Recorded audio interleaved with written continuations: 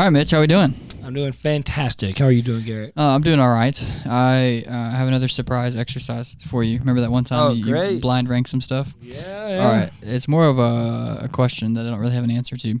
In the world, are there more eyes or more legs? Are there more eyes or more legs? So, for instance, I definitely saw this on TikTok, and I'm curious what you would think. So, like humans, we're a net zero because we have 2 eyes, 2 legs. A dog would have more legs than eyes. Mm-hmm. But a fish, more eyes than legs. So are there more eyes in the world? And or are there more legs in the world? Don't spiders have like a bunch of different eyes? Exactly. They have 8 legs. But then there's centipedes. So I feel like every time you come up with something, you can counter it. Are there more eyes or legs in the world? What do you think? The centipede one got me. I'm going to say more legs. There's a lot of bugs. A lot of bugs in the world. A lot of probably different species of centipedes. And so I think they help the legs win out. So here's I don't know if there's any creatures with like dozens of eyes and only, well, maybe. Well, I'll throw a wrench in it for you. So then you can get into like this table has legs. Or when there's a hurricane, there's an eye of the storm. So then you get into like not just like literal eyes and literal legs, but like things that we call eyes and call legs. Okay, so not just living creatures, like everything counts. Yeah, I mean we can make it whatever we want it to be. Yeah, but well, then I'm definitely saying that strengthens the case for legs. I think so, but I don't know. Tables, chairs. Every time there's a race, there's usually like multiple legs, you know? And then there's like the news helicopters or like your eye in the sky or whatever, you know? But they're losing that out. Yeah, legs confidently. I think so. I don't know. I think if you limited it to, well, see, here's where I would, like if you limit it to like literal eyes and literal legs, like I don't think we really understand how many fish there are. Whales, sharks, like all that kind of stuff. Because the water's, you know, the Earth is 70% water or whatever. So, like, if you limited it to just literal eyes and literal legs, then eyes might win. Yeah. Just because of the ocean. Yeah, each fish typically has like 2 eyes, but there's so many fish, and that's all eyes and no legs. Mm-hmm. That's a good point. But then there's all these creatures like crabs or centipedes or whatever that have like so many legs. Maybe that balances it out. But I think if you limit it to literal ones, I'd probably go eyes. But if you include like the legs of a chair or the legs of a table or whatever, then legs probably win. So what about if it was just humans? I think eyes wins. That's another question too, though. Like, you know, because like people that have no eyes or have an amputated leg or whatever, eyes probably wins. If it's literally just I feel like it's more common for someone to not have legs than to not have eyes. Correct. I don't know that for sure, but I would think so. I think so.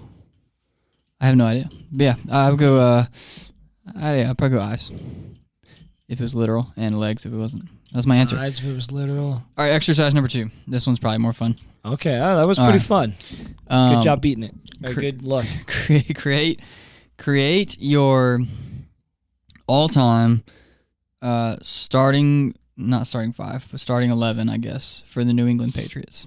Oh, so like I guess you could name specific linemen if you want, but you could just assume like, you know, a center, 2 guards, 2 tackles, whatever. Like who's your quarterback, who are your receivers, who's your running back, who's your tight end.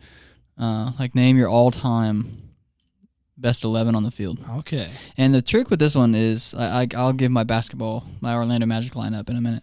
Like the trick is like not obviously like who they are now or whatever, but like them in their primes, or in their prime. Even if you want to go this way, like a player that was had a major injury and we never really saw their true potential. You know what I'm saying? Yeah. It's like I have a couple of those on the Magic, but anyways. Okay. All right, go ahead.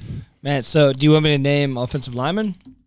If you can. I wouldn't be able to, but you probably could. I can name a few. I know this guy, John Hanna, is considered one of the greatest offensive linemen of all time, and he was a Patriot. I could throw some names out just of guys I know. Like David Andrews has been a good center. Nate Solder was a pretty good tackle. There's got to be people who know quickly who they would name the top 5 offensive linemen for the Patriots of all time. But Joe Tooney, I guess, been pretty good. Yeah, I mean, they're real people, and like they obviously deserve more credit than they ever get. But like when you think about fantasy, like, you're never drafting right tackles. You're drafting. Do you think, hey, this running back has a good line, so I'm going to draft him? Right. If you really want to, you think like that. But you're drafting quarterbacks, running backs, tight ends, wide receivers. QB. I guess kicker. I guess you need a kicker too. This might surprise everybody, but for QB, I'm going to go Tom Brady. What? You want Drake May? Yeah. He was a 6th-round pick. Why would you want Brady? All right, that's an easy one. Tom Brady is QB. Okay. Running back.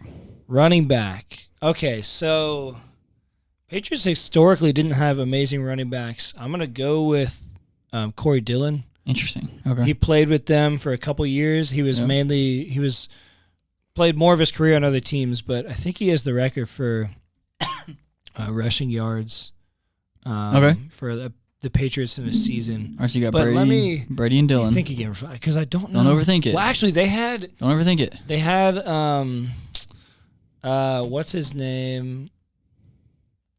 They had a running back that was a great receiving back too. What was his name? I'll go with Corey Dillon because I can't think of the other guy. All right, so you got Brady and Dillon. Dillon. This one I think will be easy. Give me your tight end. Tight end, Gronk. Okay, Gronk. If you only get one, or even if you get more than one, Gronk's there. Okay.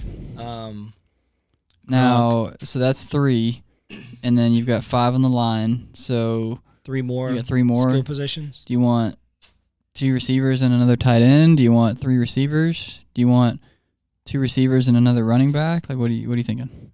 I'm gonna go 3 receivers. Okay. Randy Moss has to be on there. Yep. Which is crazy that like Randy Moss and Gronk had a slight overlap. Like they had them on the same team for a brief period, and they were so much potential there. Yeah. I'm gonna say one. Maybe this is bias. To me, all-time Patriots offense, you gotta have Julian Edelman on there. Okay. He didn't put up the craziest stats. He didn't play the longest. I don't think he'll make the Hall of Fame, even though we've talked about this of just the impact that he had on such a championship dynasty. I think he deserves to be in the Hall. Okay. I would put him on any offense because of what he could do in the slot, how good he was on third down. Okay. He was tough and gritty. So we got to have Edelman out there. All right. With Moss and with Gronkowski. And with who's your last spot? Do I get 2 more? You got 1 more because you've got your line, which is 5. Then you've got Brady, Dillon, Gronk, Edelman, Moss. You got 1 more line. Okay. And I guess you could take a kicker as 12, but whatever. Oh, okay. We're not. You don't have to do special teams if you don't want. Don't make me choose Vinatieri or Gostowski, but definitely Vinatieri. So let me think for a sec. You want another receiver? You want another back? You want another tight end? I want another receiver. Okay. And this does actually get into, because I can think of one who he played for the Patriots for 1 year and was not that good. So like, who are your options? Like, who are you trying to decide between? Well, so I'm thinking of Ocho Cinco played for the Pats for a year. He wasn't that good. That's fair. But in his prime, he was a great receiver. Exactly. And so he did play for them at a time. But let me think. Do they have anybody else on that caliber? What about I'm sure I'm missing somebody. Wes Welker. Welker he was great. And like stat wise and consistency, maybe better than Edelman in his time. And he was a classic. But I feel like you don't need Welker and Edelman. Okay. Maybe I'm biased because it was more recently, but I would pick Edelman over Welker. Okay. Thinking of somebody who can stretch the field.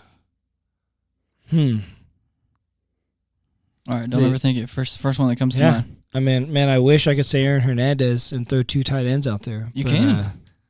But ethically, morally, I can't. You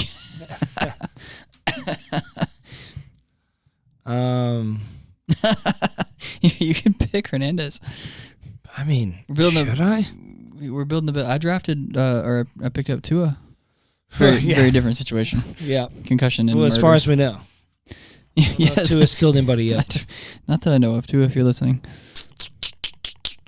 Man, so Chad Johnson, Wes Welker, Aaron Hernandez. Let's go with Chad Johnson. Chad Johnson. All right, so we ended up with Brady, Dillon, Gronk, Edelman, Moss, and Johnson. Yeah, it's a good team. It's a pretty nasty team. It's a good team. Now, a question to ponder for future reference or for future conversation would be whose all-time team would win the Super Bowl. So, like, if you were to build out an all-time team like that for every team, for every franchise, whose all-time team would win?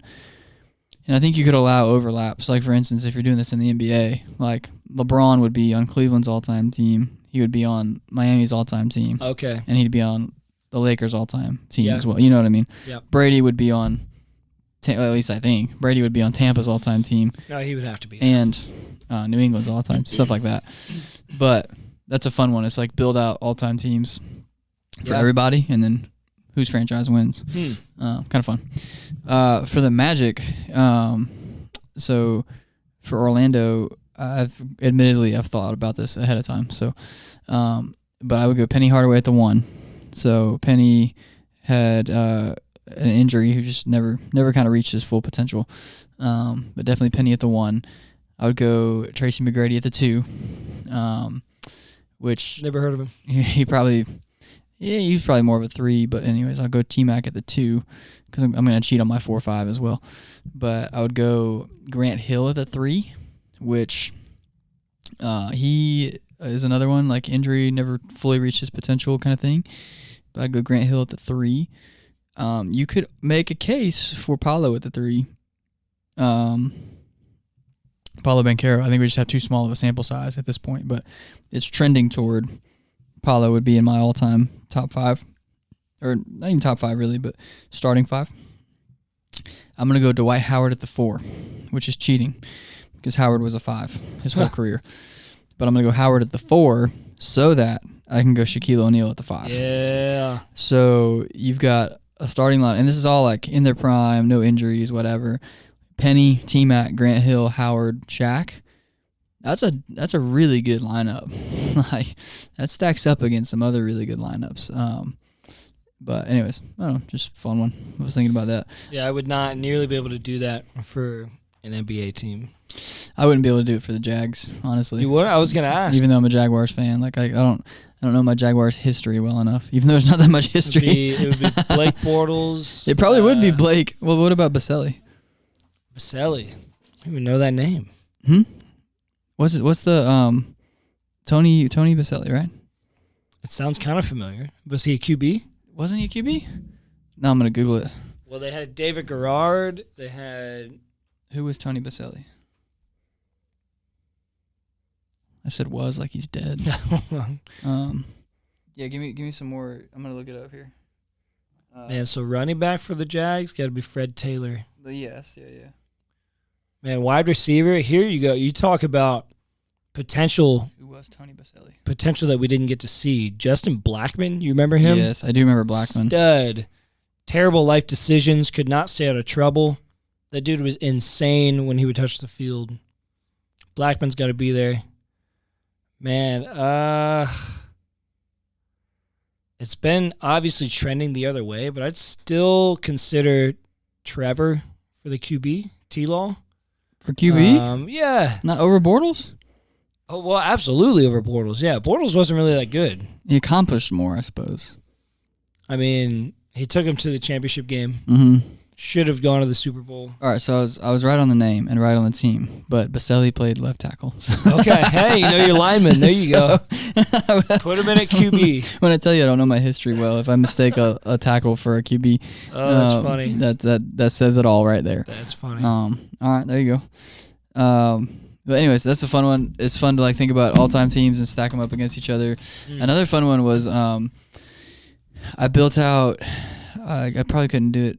Well, maybe I could on the spot right now. But you take a league's NFL, NBA, whatever, and you have to build out a team, a starting 11 or starting 5 or whatever, with players whose first name starts with the same letter as your first name. So like yours would be like M is great for the NBA. You got Michael Jordan, Magic Johnson, stuff like that. G was a tough one in the NBA, but it'd be interesting like M for the NFL. Like what quarterback first name starts with M? Oh, it has to be first name? Yeah. Man, can't get Mahomes. Yeah, because you could go Mahomes, Marino, like you got some. Yeah. Matt Stafford comes to mind. Yeah, Matt Stafford. It's not terrible. You don't want Mitch Trubisky, but that's a Mitch Trubisky. Full connection to the first name. Mike McCarthy. Yeah. If you need a coach, you got him. Mike's. Oh shoot, no. Who am I thinking of? That just came from Michigan. Just rookie. Yeah. What's his name? What is his name? It's Mick. No, don't look it up. Don't you dare. No. You messed me up. I can picture his face. I said Mike McCarthy. I thought you were joking. No, yeah, I was joking. Yeah, of course. You got me. Of course. Dude, what's his name? He just won. It's a Mick kind of last name. They just won the Natty. Yeah. Don't look it up. Don't do it. Don't. Okay. JJ McCarthy. JJ. Oh, see, all right, that wouldn't even work because his first name is JJ. Yeah. See, well, that wasn't even worth it. But anyways, that's a fun one too. Is take the first letter of your first name and build out a starting lineup. Not all Patriots to start with an M. Just any team all time. Okay. All time. Hey, Megatron. Does that count for Calvin Johnson? No. That's cheating.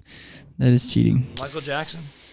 All right. Hey, so let's talk ministry a little bit. So we haven't podcasted in 2 weeks, so we have a lot to catch up on. So 2 weeks ago, we talked about some of our awesome FCA experiences and stuff like that. We did not podcast last week because we had an all-day staff planning meeting on Thursday when we normally podcast, so that was really productive.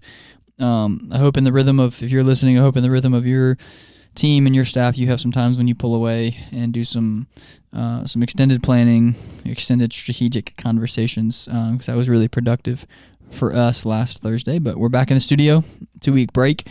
Let's think through what's happened in the past 2 weeks, and then anything we can reflect on, anything we can strategize for moving forward. So what comes to mind for you in terms of what's happened in the past 2 weeks? Man, last week was Fields of Faith, so that's one thing that comes to mind. You got to experience that more than me, so you can speak into that. Oh, that's true. Yeah, you stayed here. So Fields of Faith, first of all, FCA, we talked a lot about FCA last time we recorded, but Fellowship of Christian Athletes, it's a Christian organization doing ministry at schools. And FCA, I guess this is they do this all over the nation, and they've been doing it for a while, but FCA will organize a Fields of Faith event at a school that is for students from all over that area, whether they go to that school or not, to have kind of a big combined gathering, worship service, music, message, games, all that kind of stuff together. So anyways, the FCA in our area organized a Fields of Faith event at the Villages High School, which is a high school about 20 minutes from our downtown campus here. We have a lot of students that go to that high school. And so last Wednesday was the Fields of Faith event, and we encouraged all of our students to go there. So we promoted it as this is our midweek programming. We had a church van that left from here to go to the high school for anybody that needed that. And then you stayed back. We had to run college ministry later that night anyways, but you stayed back and kind of ran a modified middle school, high school program for kids that couldn't go to the Fields of Faith event at the high school. We had a few people engage with that, but I was able to get out to the high school, and I think it was really productive. It was good we had a lot of volunteers come with us too, so it was good for the students that go to that high school to see their student ministry present on their school campus. It was good for those volunteers to see that school campus where several of their students go to school. We brought a lot of kids to the Fields of Faith event that don't go to the Villages High School, and so it's good for those students to see where some of their peers go to school. I connected with some friends of friends. We actually had one guy come last night who Fields of Faith was the second time I met him. But he doesn't go to church anywhere, and he came to our church for the first time last night. So that was really cool.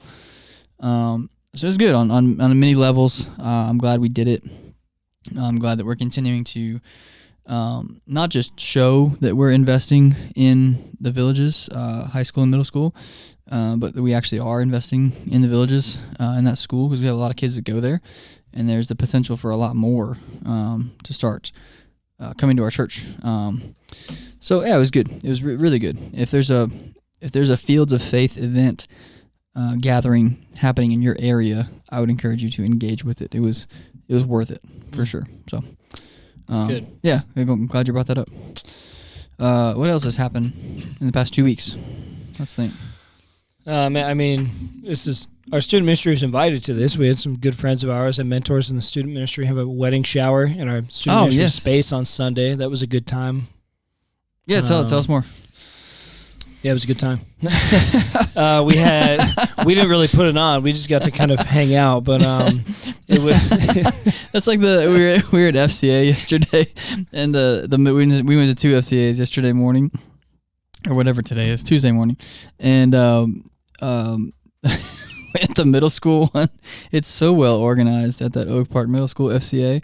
But one of their little projects that morning was to write thank you cards to specific teachers and administrators and blah blah blah.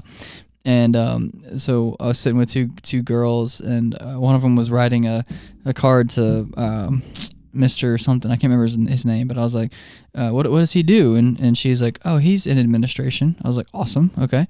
What are you thanking him for? And she's like, I'm thanking him for being in administration. I was like, oh, that makes sense to me. But then I would ask, like, they had several cards, and I'd be like, oh, what does that person do? What do they teach? They're like, oh, they're not a teacher. I'm like, oh, what do they do? They're like, they just walk around. And I was like, well, that probably means they're like an assistant principal or something. But like, it's just funny from the 13-year-old's perspective. Like, I don't know, they just walk around. Right. Like, they don't do anything. Like, such a deep thank you card. Like, thank you for being in thank you for administration. walking around. But anyways, what did you the wedding shower? Tell us. I stole your thunder on the wedding shower. That's okay. I forgot that story. I was thinking for some reason of the week before, or the time before at FCA, when the youth pastor was there, led the kind of a Bible study time, and I think it's like, anybody have any questions? And the kid just goes, nope. Yeah, immediately he's like, nope. I was like, okay, I'm good. Could have just not said anything, but so the wedding shower. A couple of the ladies came up with the idea and put it on, but I feel like all or a lot of the church was invited. Like adults RSVP'd, but we used our student ministry space. We set up some games, and we had a ton of pizza and chicken nuggets and drinks, like beverages. Mm-hmm. I'm starting saying beverages when I'm inviting people to our college ministry. Like, we got pizza and drinks. It's like, drinks just sounds like you're saying, let's go get a drink. You know? Drinks. You got beverages. You got DRA, sodas, some drinks. LaCroix. So it was just a good time, and it was kind of like they played a couple games that where you see sometimes at like maybe they do them at like wedding shower or like bridal showers, but you see them at wedding receptions, like the shoe game. You know, you have your shoe and your spouse's shoe in your hand, and they say, who sleeps in later? And they lift one up, and you see if... Well, they shouldn't know that yet. Yeah, well, that's a good point. They didn't ask that one. Yeah. Who snores louder? Yeah.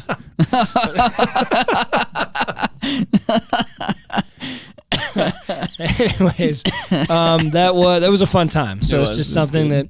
Not quite a student ministry event, but a lot of our students hung around. It was in our space, and we were involved in it, so that was a good time. It was a little bit of a student ministry event. So Gavin and Danielle are two of our good friends, both you and I.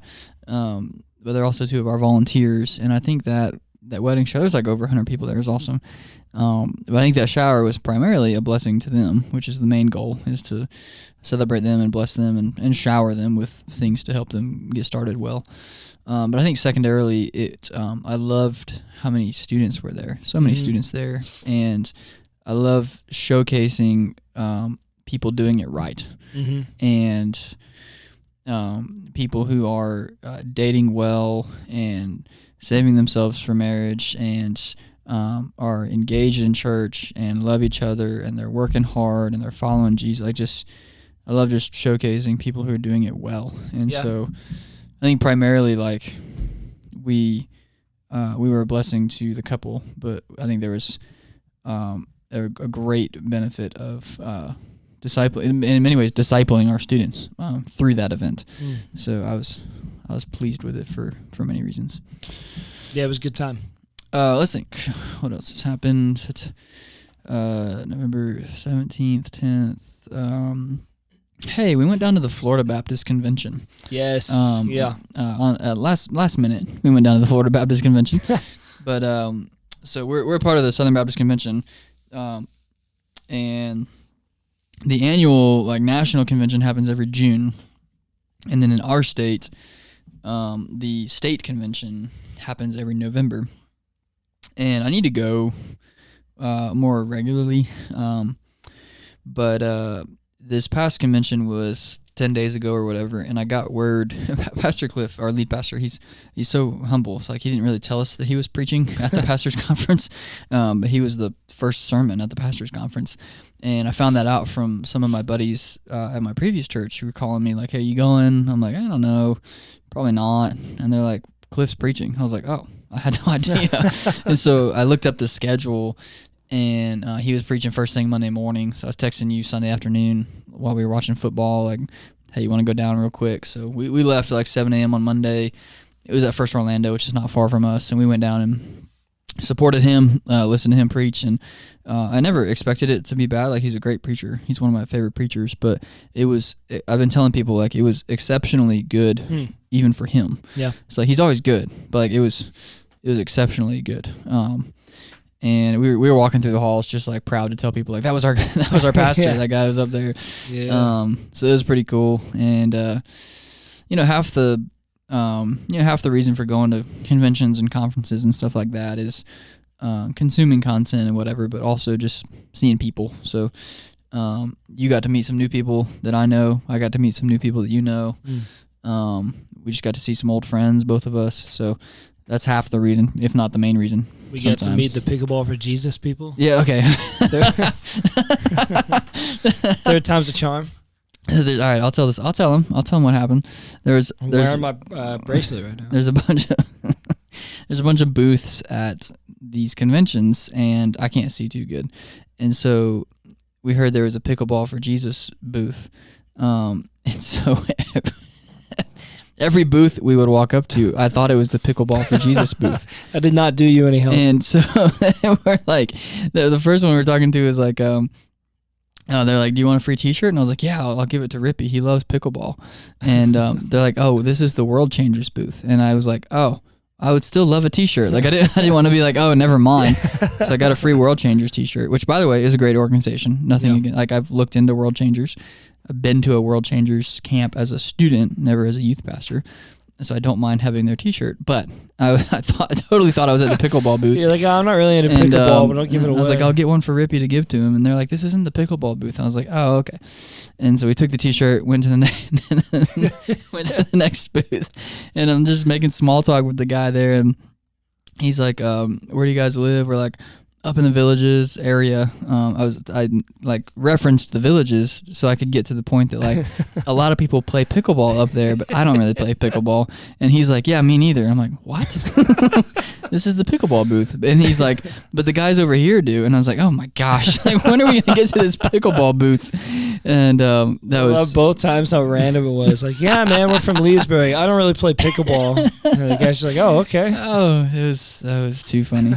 That's a good one. That was a good one. Anyways, I'm glad we went to that convention to support Pastor Cliff, and I think we need to start going whether he's preaching or not. I think it's a good thing for us to engage with. So we'll probably make that more of a priority next November. I already put it in my calendar. Yeah, it's coming up quick. Yeah. Well, yeah, I operate like if I don't put it in there a year out, like I probably won't do it. That's good. So I'm gonna make it a priority next year. What else has happened? Let's think back. I mean, last night we had our only midweek of the month just because of how November is played out. Yeah. That's a good point. So, at our church on Wednesday nights, we've probably talked about this at some point, but we have what's called First Wednesday Prayer.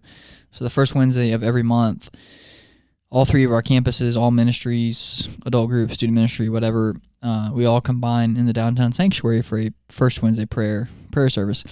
And so that happened on November 3rd. November 6th was First Wednesday prayer. November 13th, we were out at the Villages High School for Fields of Faith. And then next week, November 27th, will be Thanksgiving, the day before Thanksgiving, rather, so we won't do anything at all.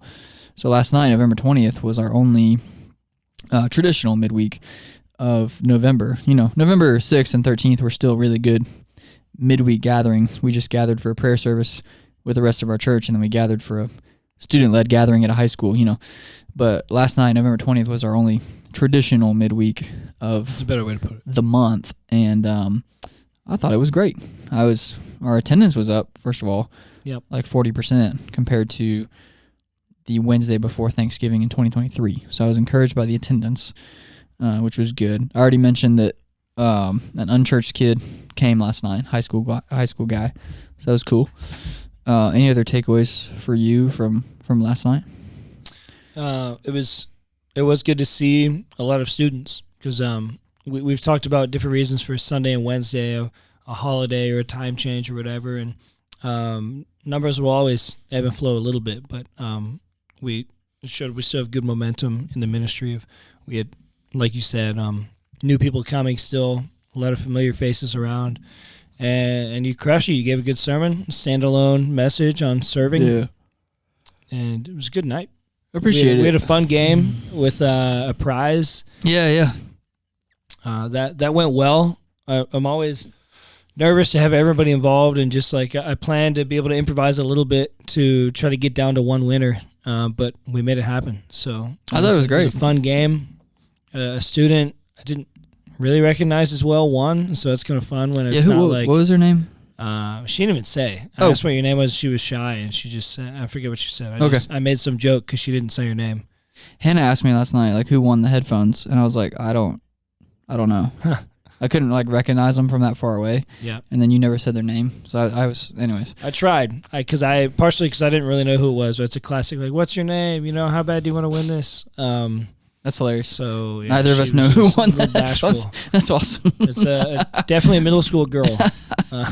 Okay, there's only so many of them. Yeah, narrowed it down a little bit. So many. Okay, and I thought it was good. Like last night was our standalone message on serving your church. It was kind of the topic. The title was All Hands on Deck, and we've mentioned before on the podcast that back in June we had a focus group, a brainstorm with a dozen high schoolers to kind of plan out our curriculum for the whole year. And this is one of the things that came from that gathering, that came from that meeting was, they thought, and I agree, that our student ministry needed a message or a series on serving our church. And so that's what we did last night was talk about how we need all hands on deck. So we did the classic, the church is a battleship, not a cruise ship. On a cruise ship, a small group of people serves everybody else. On a battleship, everyone has a job.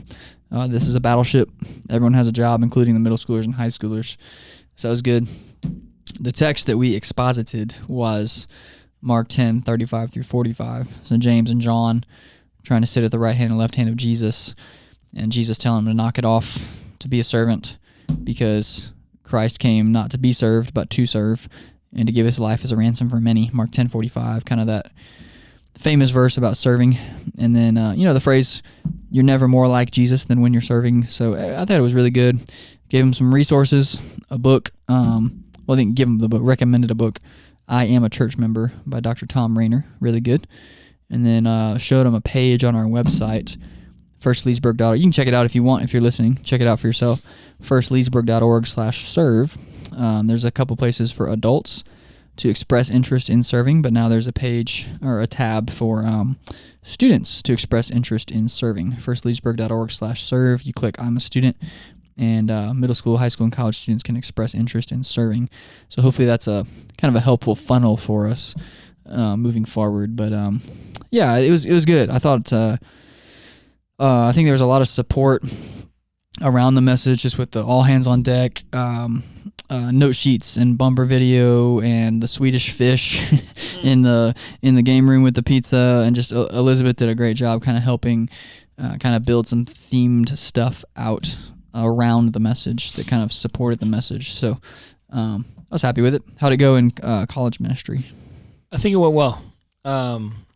We used, similar slides and points and things like that. And it's good to give them something to do in general, but I think I even pointed out, like, now go to this website, go to our website and, take these steps, because it would be funny if we did a whole sermon on serving. It didn't, in the moment, give you a chance to look into how you can serve. Right. And so, I love having a good book reference, and these are things that became common in our Hot Topic series. Mm-hmm. Here's a book that goes deeper on the topic. Here's some kind of resource to help you with handling some kind of struggle you're dealing with. And so I thought it was really good. People write stuff down in general in the sermon, but I thought I saw some people kind of looking up at the screen and writing some things down when the website photo was up there. And Good. So hopefully they're going to take us up on that, and just, even if they don't know, if they're like, well, I want to serve, I don't really know where. Like, I was like, start the conversation, and just you'll learn there's a lot more variety of opportunity than you think there is. Yes, if you don't know yeah. too much about our church and all the ways you can serve. And so I really hope that pays off for their life of service and their Christian walk. Well, even just like theologically speaking, if you're a Christian, you have been given a gift or several gifts. And if you're a Christian, like, something is missing in the church if that gift you've been given is not being exercised. Yeah, it's And good. so like theologically, there is a spot for every single Christian to serve at the church. And so, like, the whole areas of interest thing, that's helpful or whatever, but like at the end of the day, we've got to get to know people's stories and skills and gifts and passions and interests and all that kind of stuff, and place them in a match between their gifts and our needs that kind of maximizes their gifts. Yeah. And at the same time that it fulfills our needs. So, like, I just think, like, it's not just like, hey guys, there's, like, I promise you there's a spot, like, we have something for you. Like, no, like, theologically, I know there's something for them. Yeah. Like, if they are a Christian, there is biblically and theologically a spot for them to serve. And if they're not grabbing hold of that opportunity, then something's missing in the church. So I didn't really drive that point home very well last night, but I do believe that to be true. So That's good.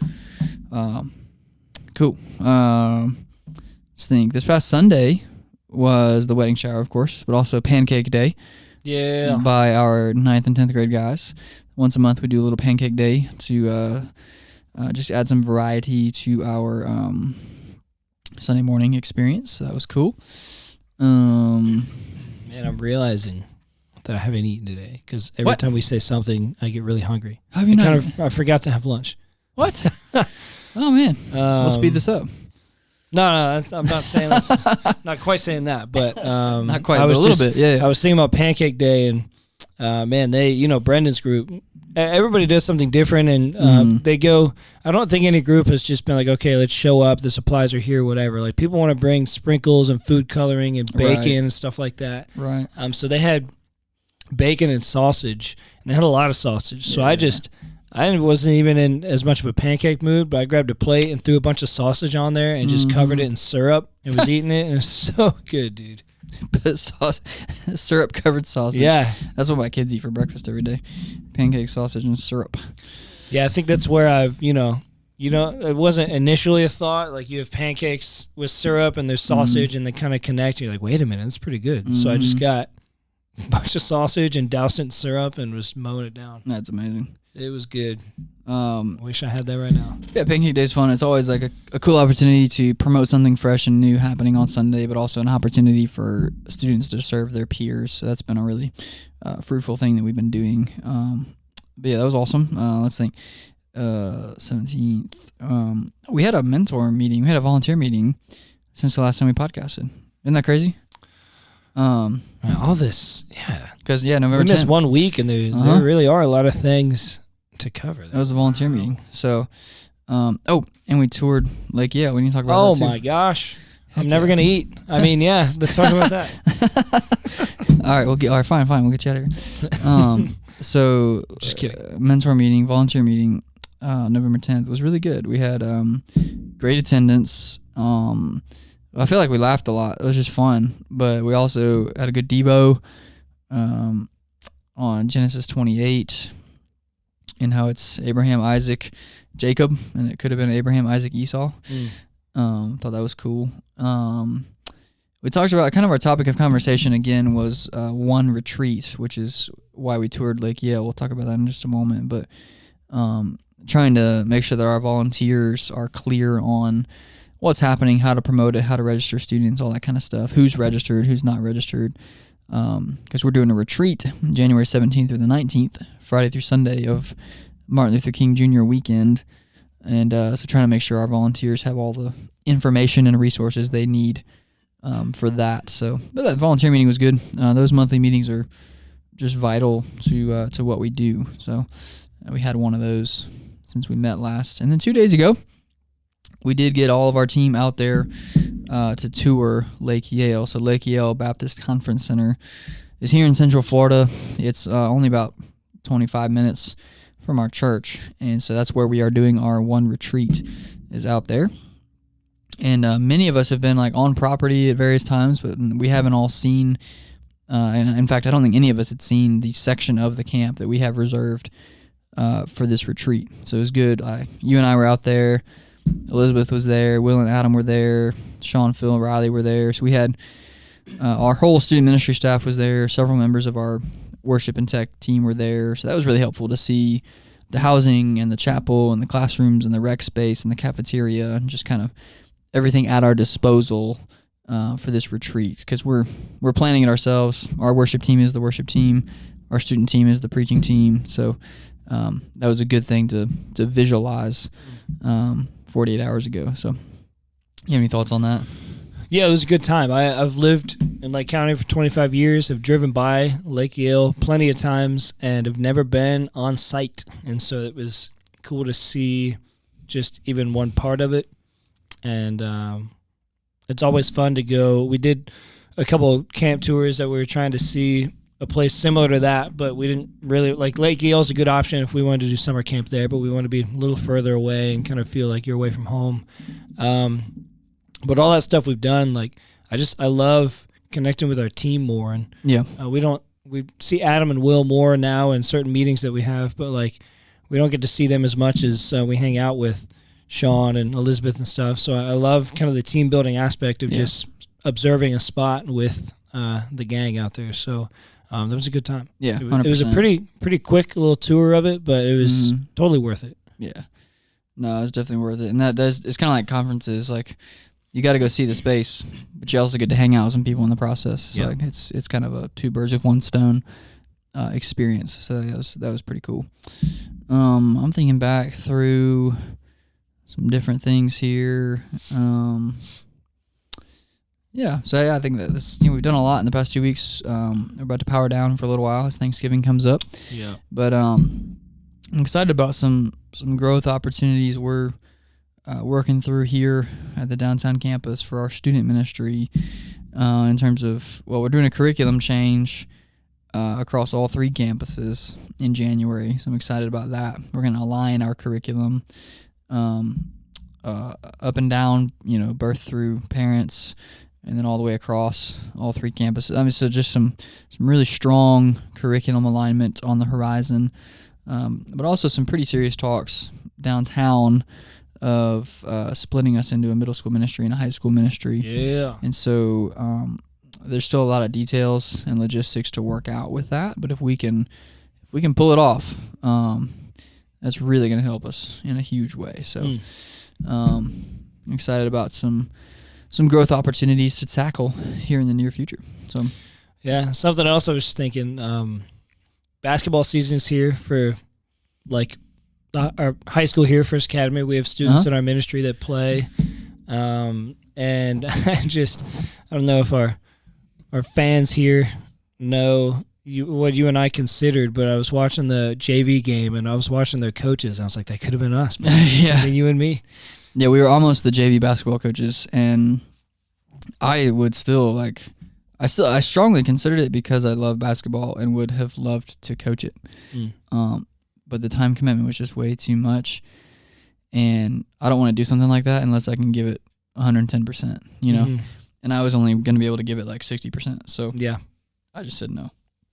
But and we have our Beacon College right down the street from us. We have a lot of our students from the college ministry from that school, and a handful of them are on the basketball team, so I got to see their game. A lot of people don't even know Beacon has a team, but their head coach is Sam Vincent. He's a former NBA player, and he's doing a lot of cool things with their program. So I got to go to their game, their first home game, and they won. I think they've lost a lot, but I've only seen them win. So Sam Vincent. Sam Vincent. Where did he played? I think he won a ring with the Celtics, but he was on the Magic for a little bit. I was about to say he played in Orlando. He was a Magic player. Oh, yeah, man. I think I've seen him play.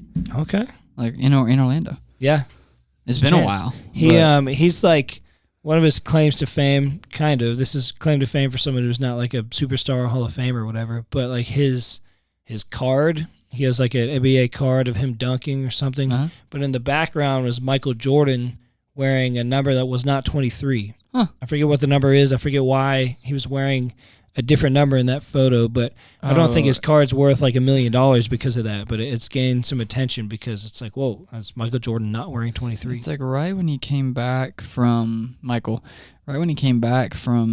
his break for baseball, I think when he came back, 23 wasn't available. I'm pretty sure because he came back. So he won the 3 championships, and then he was out for a full season playing baseball, and then he was out for like 3/4 of a season playing baseball, and then just decided it's more complicated than this, but then decided to come back and play basketball. So jumped back in with the Bulls, and I'm pretty sure that's when he had a different number. Was that like quarter season that he played, and then they lost in the playoffs to the Magic that season. Maybe Sam Vincent. But because he was wearing 23. Because I have a picture in that playoff series of Nick Anderson stealing the ball from Michael to win the game, and Michael was wearing 23. But so maybe it was just a regular season or a couple games when he came back and they didn't have like a 23 jersey available for him.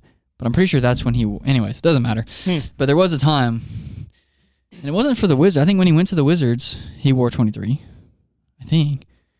I'm going to look it up. I'm definitely going to look it up. We can look into this. It really matters a lot. But yeah, the fans need to know. So yeah, I went to that game. That was cool. Saw a lot of our students. And I was telling you, that's where like ministry becomes rewarding. Like ultimately it's about glorifying God and salvation of the people who don't know Jesus. But like we both love people so much and just connecting with them. And like I went there and a lot of students were there. Our college students were at the game and were like surprised to see me. And one of them was like, "See, I told you you were coming." And they said, "No, he's not going to come." And I was like, "What the heck?" Like that definitely was my reputation in my former life. Bit of a flake, but I it was so cool just hanging out with them and watching the game, and that was fun. And then First Academy games, my wife is coaching or helping assistant coach girls basketball. And so I don't know how many away games I'll make, but I'm going to catch some home games for them too. And so we just have, with a school connected to our church, we have students in the school and in sports, and it's really fun to go just see them in their element and show up and let them know you care in different ways. And so that's kind of a highlight of this last week too. Right. That's good. I mean, a lot going on right now in the fall. We're kind of in a mode where like we did a lot of planning and praying and tweaking and kind of set some things in motion heading into August, and now it's November and we're just kind of living in it, executing what we planned. And so we're just executing the midweek curriculum that we planned out. We're executing this retreat that we've been planning for a while. We're just kind of in execution mode. So, probably post-retreat, we'll need to do some planning for the following school year in terms of, curriculum changes, programming changes, calendar changes, anything like that. Changes to our team structure, people on the team, people off the team, whatever. So, but at the moment, man, we're just going and just kind of doing what we plan to do. And it's a fun. I love planning. I love strategic long range planning, but I also love kind of seeing the fruit of your plans. Glory to God, but seeing the fruit of your labor, the fruit of the things that you planned out. So, anyways, that's all I got. Anything you want to add? That's what I got. Time to eat some lunch. I guess. It's about time to go home, so I might just go home and then eat. So maybe that's why I've had a little headache all eat some day. dinner. I need to eat and drink water, and maybe I'll take a Red Bull. Those are important. Water and food. I mean, it's pretty important. Mm-hmm. Good deal. All right. Hey, this has been another episode. Of the Effective Student Ministry Podcast. This is Garrett. This is Mitch. See ya. Bye-bye. I felt like I didn't enunciate there. I was wondering what happened. This has been another episode This is another of Effective. See ya. More like Jesus when you're serving. Exactly.